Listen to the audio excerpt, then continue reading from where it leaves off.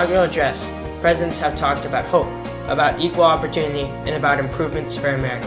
Barack Obama, Ronald Reagan, and Franklin Roosevelt are three presidents who did this in their inaugural addresses. And other presidents have done this too, making inaugurations very special, and that they bring a sense of hope for the future that we don't get very often. How long have we had inaugurations? What is their purpose? How do inaugurations inspire? And should we continue to have them? All these are questions we will talk about.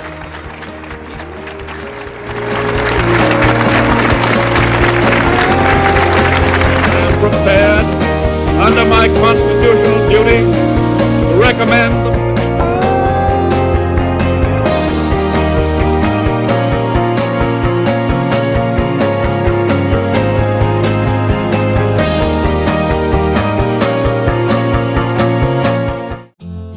We have had inaugurations since the very first president, George Washington.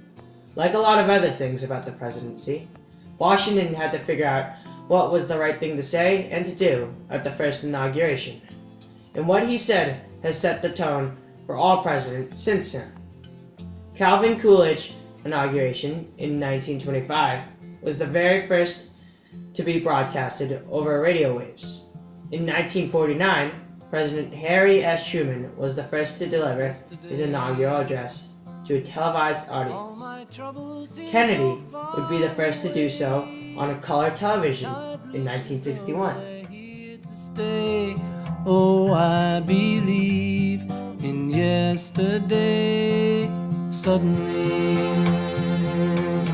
I'm not half the man I used to be. There's a shadow hanging over me. Oh, yesterday. Thomas Jefferson was the first to take the oath of office in the new capital city, Washington, D.C. The Jefferson inauguration was followed by the first inaugural parade. Abraham Lincoln gave his inspiring inaugural address on the eve of the American Civil War.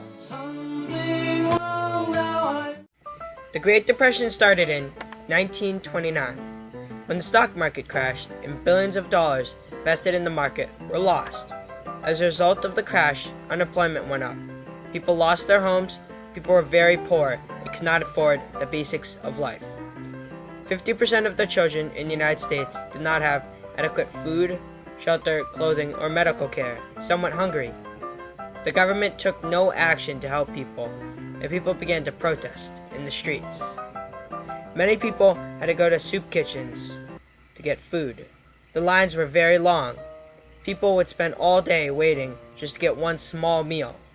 Soup kitchens were run by charities. Some people did not even have a soup kitchen to go to. These people had to pick through the trash to get food.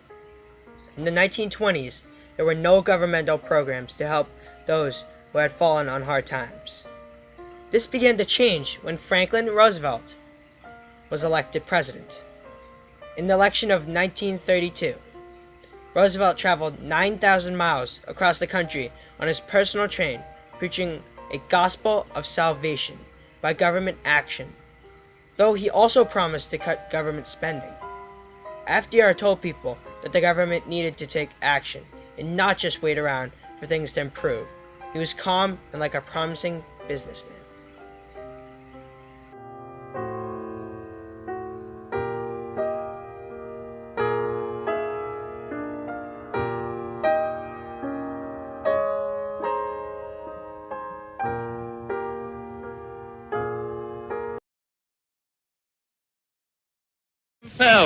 This is preeminently the time to speak the truth, the whole truth, frankly and boldly.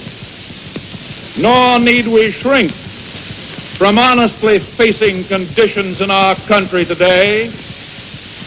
This great nation will endure as it has endured, will revive and will prosper.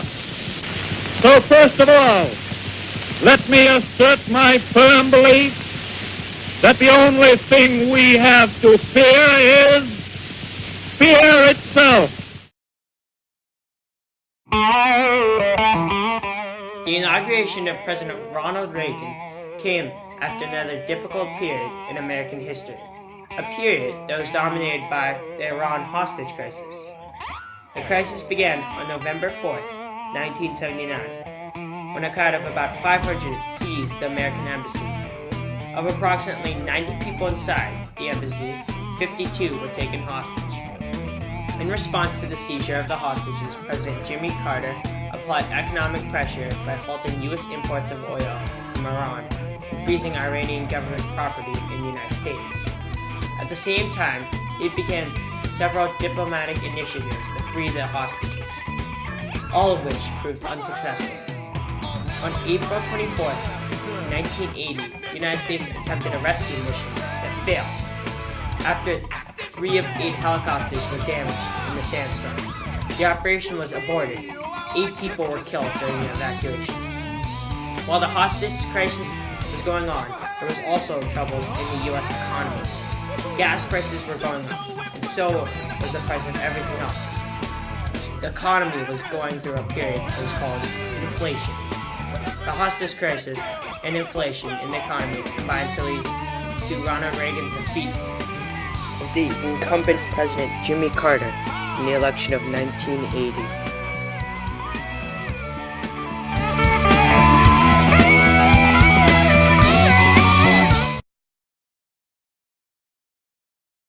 That our present troubles parallel and are proportionate to the intervention and intrusion in our lives that result from unnecessary and excessive growth of government. It is time for us to realize that we're too great a nation to limit ourselves to small dreams. We're not, as some would have us believe, doomed to an inevitable decline. I do not believe in a fate that will fall on us no matter what we do. I do believe in a fate that will fall on us if we do nothing. So with all the creative energy at our command, let us begin an era of national renewal. Let us renew our determination, our courage, and our strength. And let us renew our faith and our hope.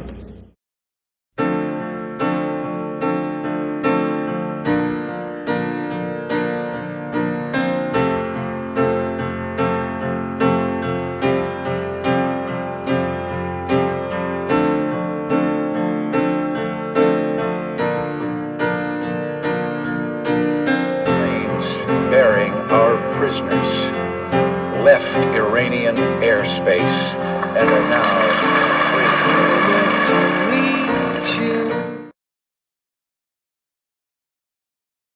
Around $50 million despite the recession. President Bush has actually declared a state of emergency to free up federal funds to help the district cope with the soaring cost of the event. There has been little outcry over the hefty price tag so far, unlike 4 years ago when the cost of President Bush's second inauguration provoked liberal outrage. Salon.com described the event as Bush's overblown celebration. The think tank Center for American Progress called it lifestyles of the rich and heartless. And the London Guardian said it was an unashamed celebration of Red America's victory over Blue America.